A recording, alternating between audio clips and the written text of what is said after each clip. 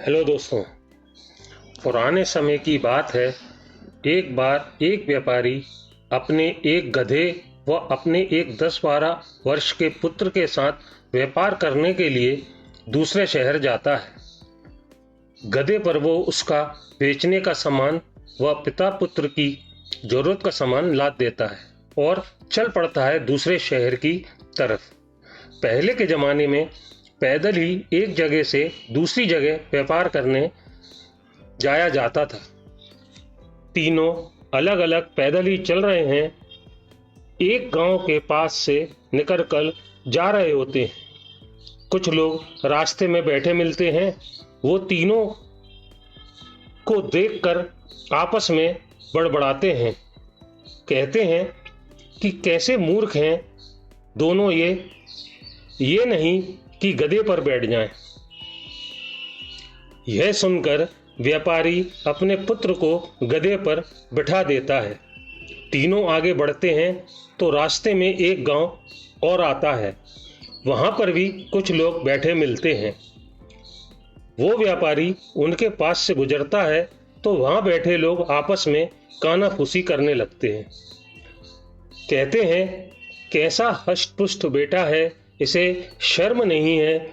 बाप बेचारा पैदल जा रहा है, खुद गधे पर मजे से बैठा है। यह सुनकर पुत्र को ग्लानि होती है और वो थोड़ा आगे जाकर खुद गधे से उतरकर अपने पिता को गधे पर बिठा देता है। तीनों थोड़ा आगे बढ़ते हैं तो फिर दूसरा गांव आता है। वहां पर भी कुछ लोग मिलते हैं। वो भी आपस में बातें करते हैं।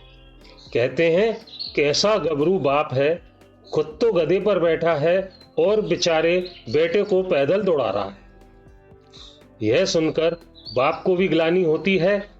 थोड़ा आगे जाकर पिता अपने पुत्र को भी गधे पर बिठा लेता है। फिर तीनों आगे बढ़ते हैं। फिर एक गांव आता है। फिर कुछ लोग मिलते हैं। वो भी बातें करते हैं।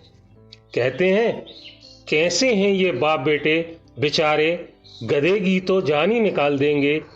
सामान भी इतना लाद रखा है और दोनों उस पर जमकर बैठे हैं। व्यापारी ये सुनकर गधे को एक नदी के किनारे लाता है।